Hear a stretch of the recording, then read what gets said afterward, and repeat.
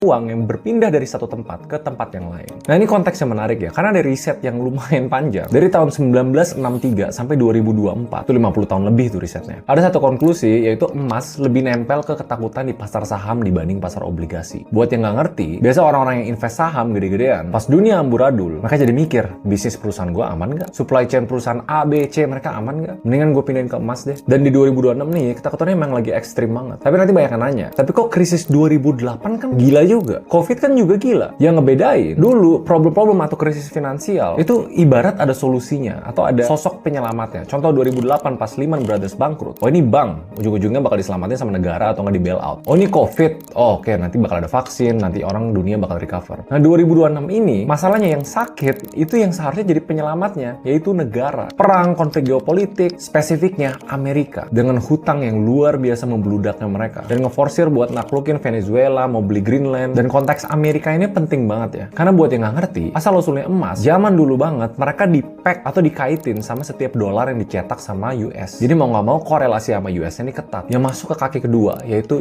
US dollar. Bahasa simpelnya gini, setiap US dollar menguat, biasanya emas melemah. Kenapa? Soalnya harga emas dunia itu dipatok sama harga US dollar. Jadi kalau US menguat, untuk semua negara-negara lain di seluruh dunia, emas jadi lebih mahal dong. Terus jadi kerasa kayak, oh nggak worth it nih, mendingan invest di tempat lain. Dan ngelihat situasi yang terjadi di belakangan ini, ada negara penantang yang pengen ambil tahta US, di mana US dollar itu jangan dijadiin currency utama deh, mulai pakai currency lain untuk kita berdagang. Jadi memang posisinya terancam. Nah, kaki yang ketiga agak teknis nih, yang namanya real yield atau suku bunga real di US. Logikanya gini, kalau lu punya 1 miliar, terus tiba-tiba bank sentral US itu ngeluarin suku bunga, lu bisa dapat 6% dari obligasi, dijamin negara dan dipasti bayar. Investor kan simpelnya pasti mikir ya, ngapain gue di emas, gue taruh di obligasi aja. Dan riset yang tadi gue sebut yang panjang itu ya, dia bilang polanya konsisten. Setiap suku bunga real naik 1%, harga emas rata-rata turun 4,69%. Korelasinya tuh cukup kuat. Sekitar 22% pergerakan emas tuh karena faktor ini. Tambahan buat yang masih nggak ngerti, real yield itu misalnya bunga acuan, misalnya 5%. Inflasinya 2%, nah real yieldnya tuh 3% tuh. Jadi dari konsep ini harusnya kalian lumayan ngerti. Kalau penasaran gimana cara pergerakan harga emas, kalian harus bisa ngeprediksi atau ngebaca uang tuh